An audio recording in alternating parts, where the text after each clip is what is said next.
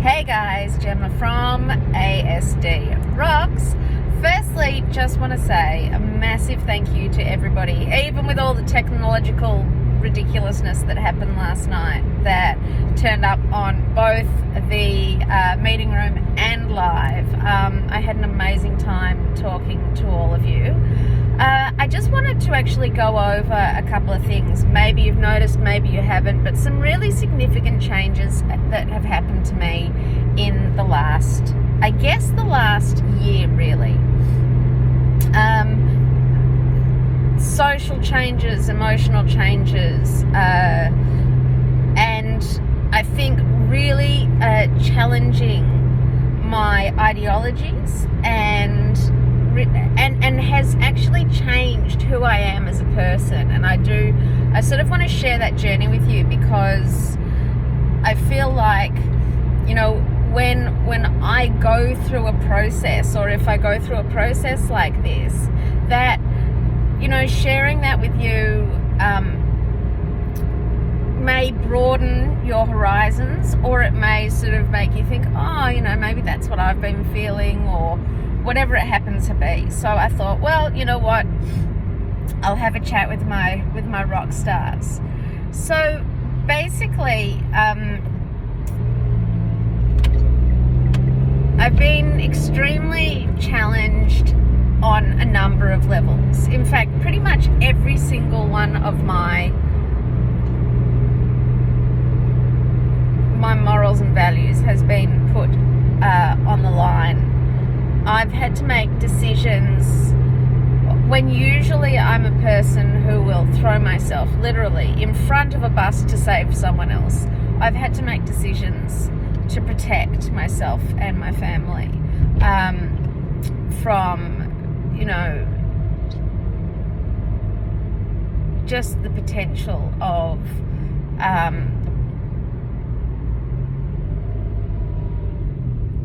repetitious harm, or we'll just call it repetitious harm. And during lockdown, when, as we discussed last night, lockdown wasn't really that different for most of us. You know, I think there were most of us that were there who have been pretty much in lockdown for at least 16 years. During the time where the protests started, I've always been an extremely science-based person. I've always been someone who, you know, was raised that, you know, just evolution. I was raised extremely religiously, but I chose not to sort of take that path.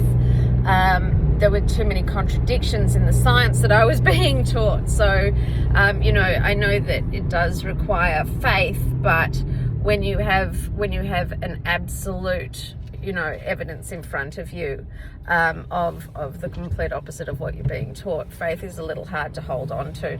So basically, all these protests started happening, and I felt quite personally insulted. I felt really insulted because, number one, you know, we didn't have the chance to protest that our kids weren't healthy, and we had to go into lockdown, that I haven't been able to leave Melbourne for 16 years because Bo won't. Haven't been on a family holiday. You know, lost heaps of friends and family, couldn't go shopping like normal people.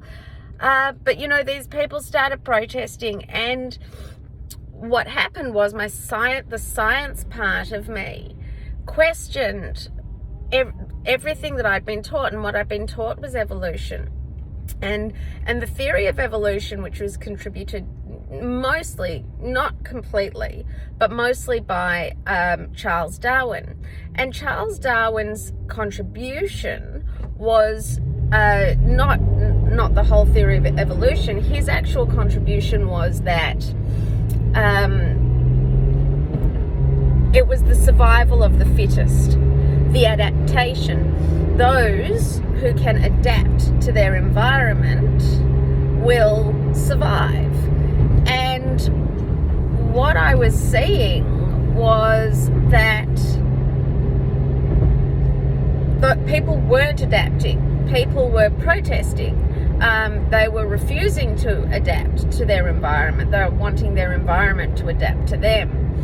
And this sort of countered what I had been taught.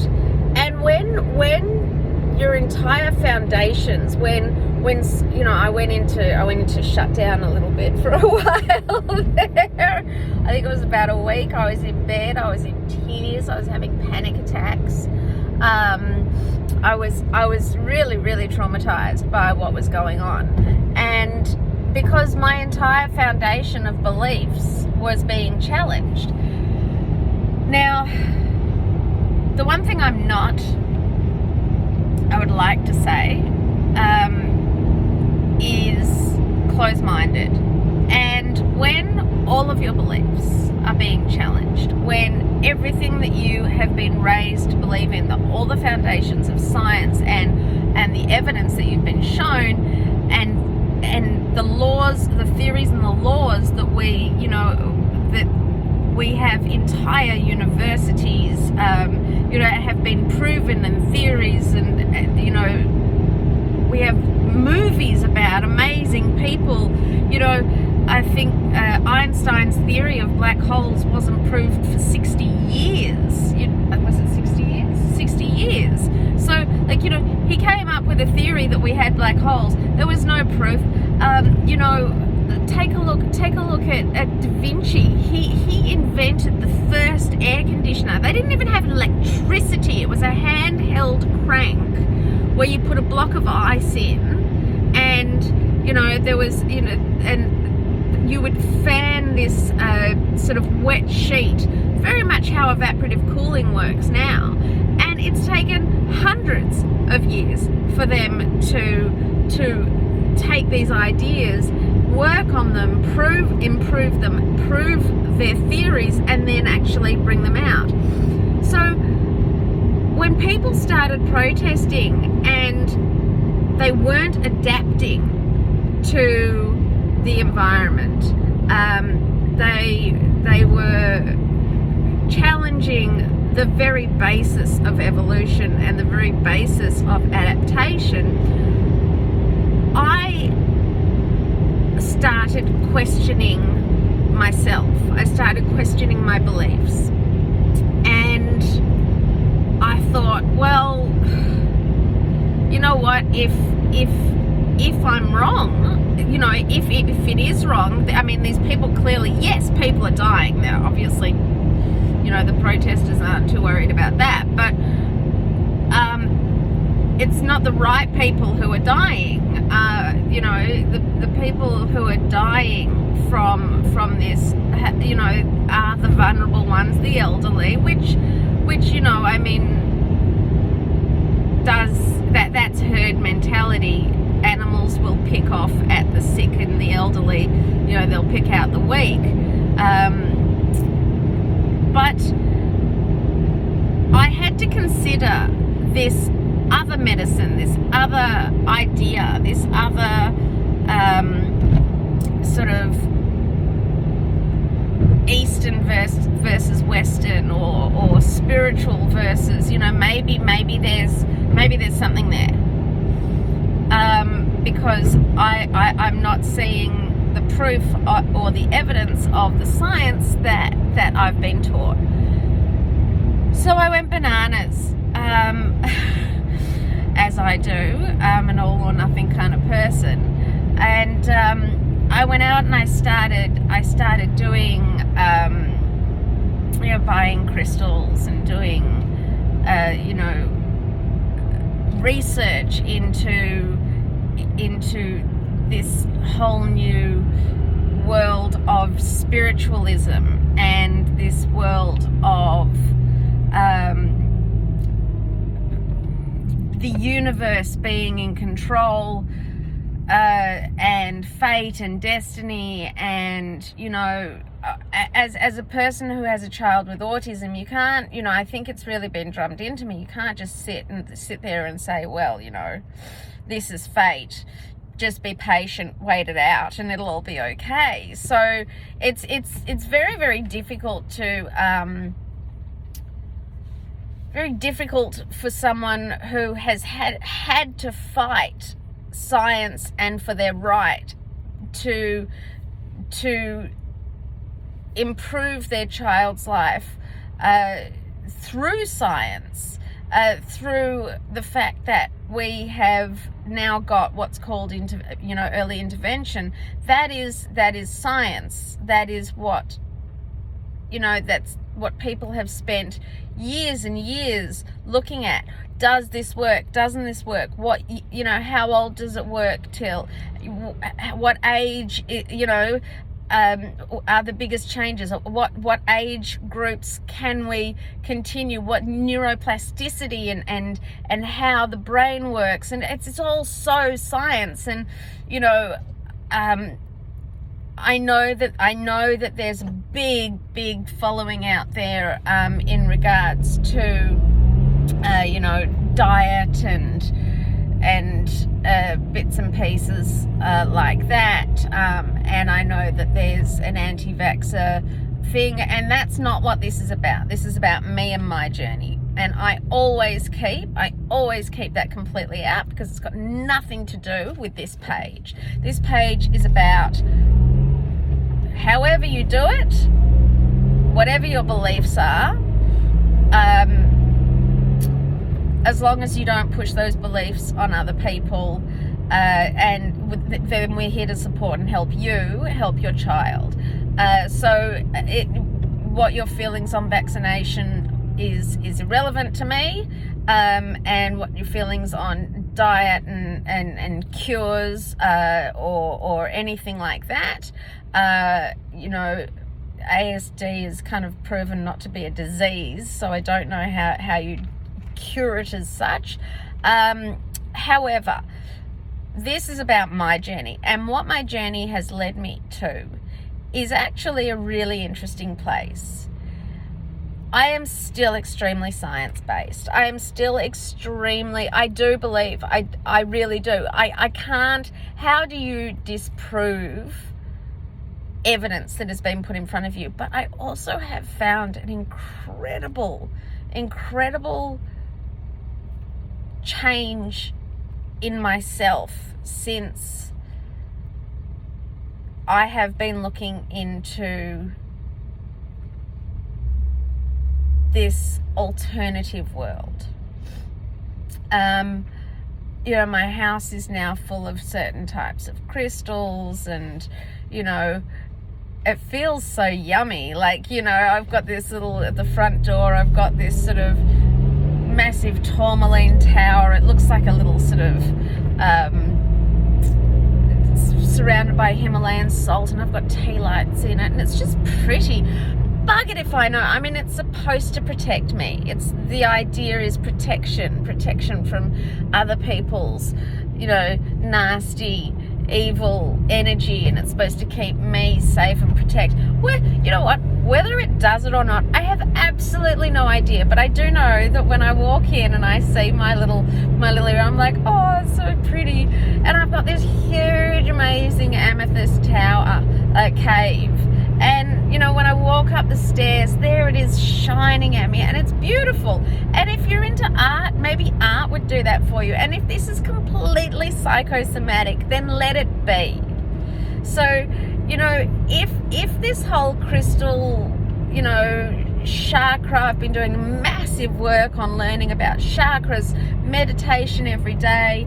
I have these my mushroom extracts. Actually, I would highly suggest those. Mushrooms have been known even within our science world to be, and I'll show you what I get. I get these amazing mushroom extracts, and they just they've done amazing things for my skin, for my for my health. I've noticed a big change in my diet. I've done that as well, intentionally. So what I've done, and again, is it psychosomatic? Is it pure coincidence? Is it placebo? You know what? I don't care. I don't care. If it works, it works, right? Like, if you give me sugar pills and tell me that it's going to cure my cancer and the cancer goes, who cares if it was a sugar pill? Like, seriously, who cares? Like, awesome, cancer's gone. And there's been a lot of cancer in my life that I have had to get rid of. And I feel so much better for it. Now, you know, initially it was really, really difficult to break off certain relationships.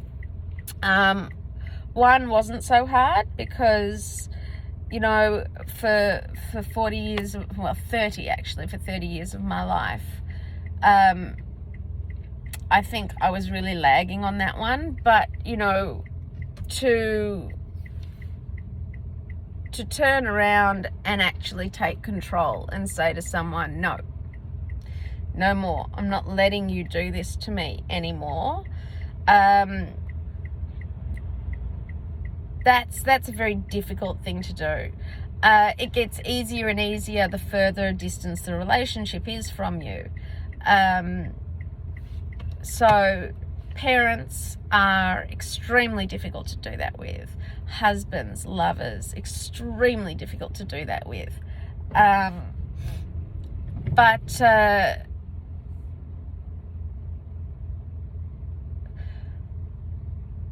once they're gone,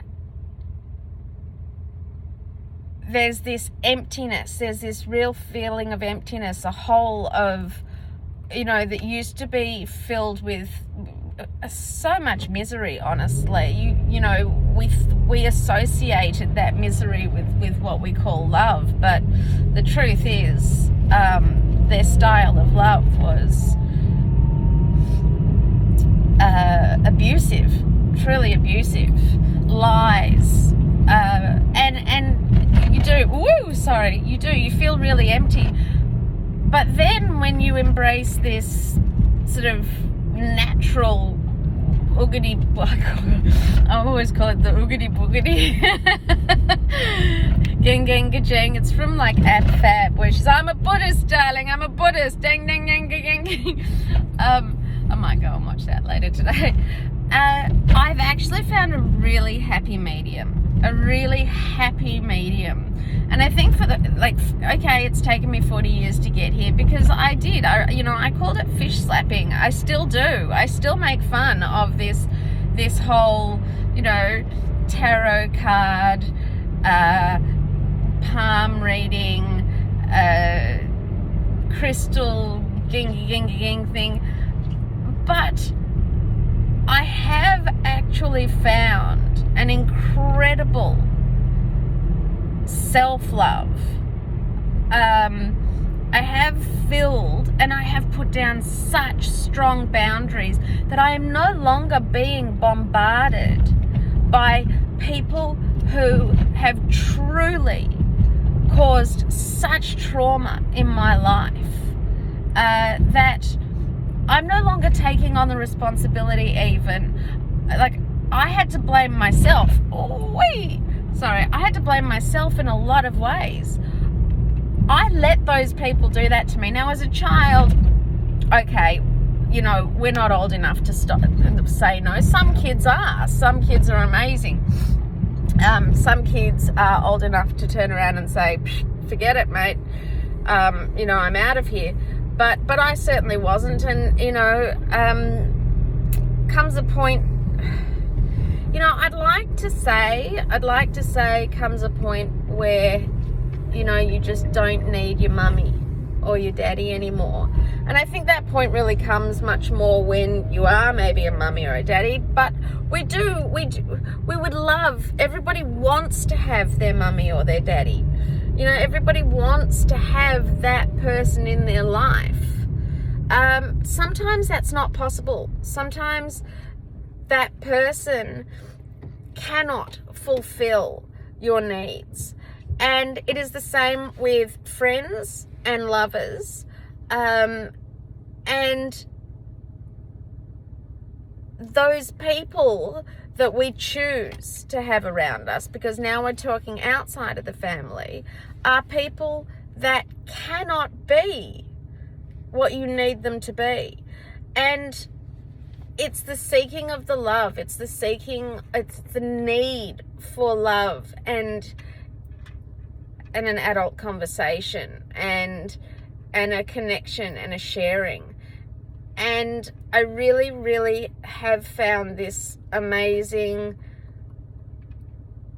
middle ground where, I still, I don't think you're ever going to see me getting a yogi, and I certainly don't think I'm ever going to be sitting down for a palm reading or tell you to send me your star signs, because I don't even know, honestly, what mine is.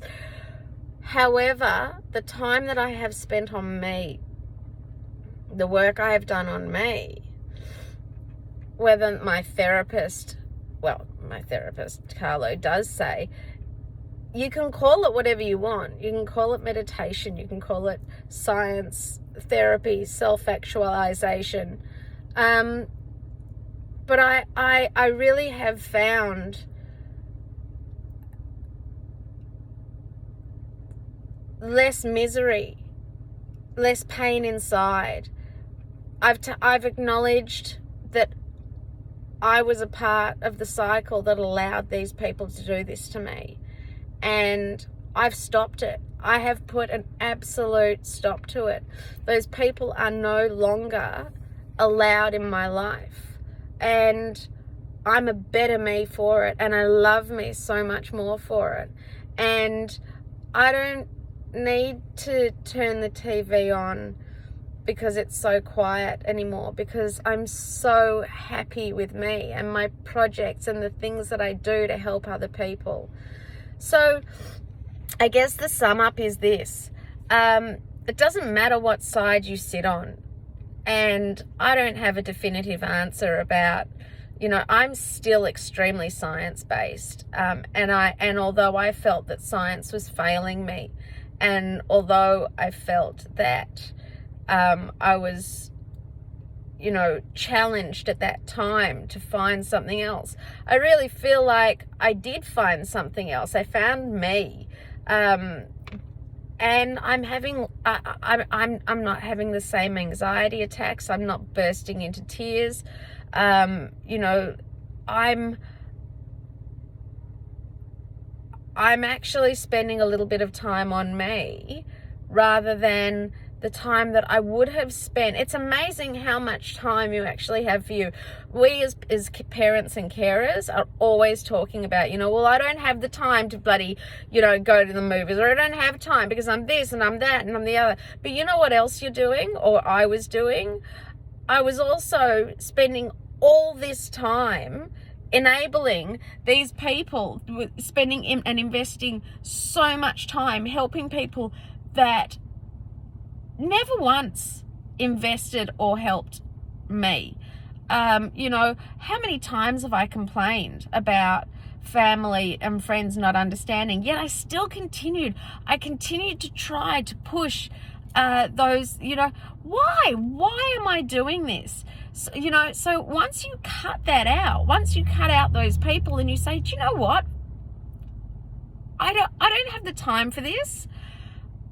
All of a sudden you do get time, incredible amounts of time, because you're no longer rescuing other people, and you only have to watch out for your unit, not anyone outside that unit. And you get to invite whoever you want into your unit. That's your choice. Whether they have the privilege of staying or whether they abuse that is their fault, their problem. But you'll learn pretty quickly to kick them out. But yeah, once you stop fretting about those people that are just causing such incredible negativity in your life, the relief to know that they cannot harm you, they cannot touch you, they cannot manipulate you, they cannot lie to you anymore. You are no longer going to be spending evenings crying because of their words. All of a sudden, you do get this incredible amount of time to sit down and watch a movie, to meditate. I don't even know if I'm meditating right, honestly. I just sit there and I don't know what I'm doing. Like my therapist says, you can call it what you want. Quiet time, time out, meditation. I think about, I ask myself questions and that sort of thing. But anyway, I have found a connection to myself. I haven't been spoken to by spirits, and I can't see auras, and I don't know, I don't know what I'm radiating or receiving, or if there's, guides and angels. What I am is open to the idea that I have set in place the exact perfect path that I want to be on right now. And it's making me really, really happy. And I think that is the happy medium that I have found. So, peace and love to you all. ASD still rocks. And that's my journey. Just wanted to share it with you.